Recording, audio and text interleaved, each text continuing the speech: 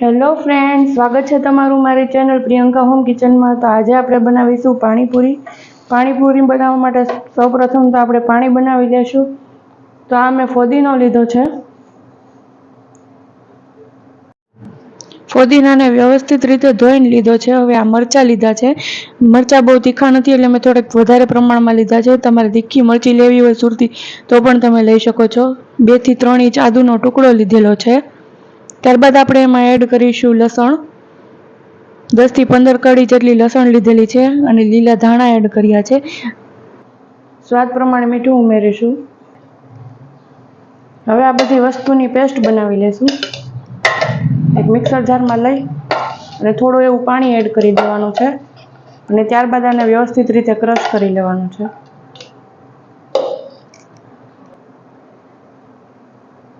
હવે આપણે આમાં ઉમેરીશું ધાણા જીરું પાવડર, થોડું એવું લાલ મરચું પાવડર।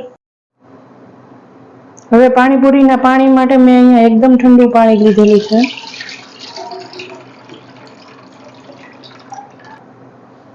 હવે જે આપણે આ પેસ્ટ બનાવી છે એ એમાં એડ કરી દઈશું।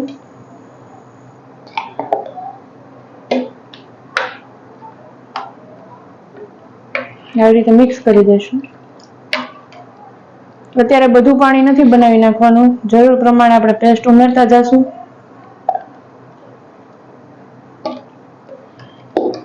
જો આ પાણી બની ગયું છે આપણું તૈયાર।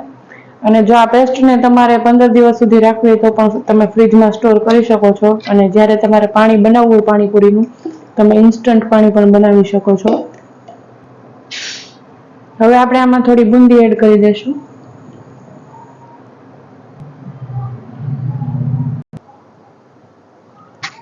હવે આપણે બનાવીશું બટેટાનો મસાલો। તો મેં બટેટા બાફીને લઈ લીધા છે। આવી રીતના છૂંદો કરી નાખશું। અધકચરો છૂંદો કરવાનો છે, બહુ છૂંદો નથી કરવાનો। અને નિમક મેં બાફવામાં નાખ્યું હતું, એટલે આપણે જરૂર પ્રમાણે જો જરૂર હશે તો વધારે એડ કરશું, બાકી એડ કરવાની કંઈ જરૂરિયાત નથી। હવે આપણે એડ કરીશું ચણા। ચણા પણ મેં પહેલા અગાઉ રાત્રે પલાળીને બાફી લીધા હતા।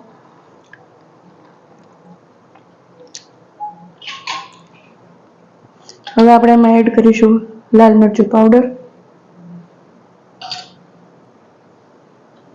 ધાણા જીરું પાવડર,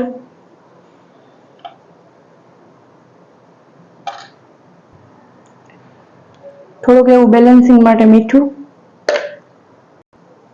અને ધાણા ભાજી,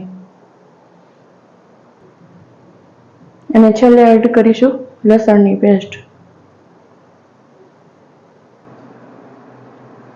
હવે આપણે આ બધું મિક્સ કરી લેવાનું છે વ્યવસ્થિત રીતે।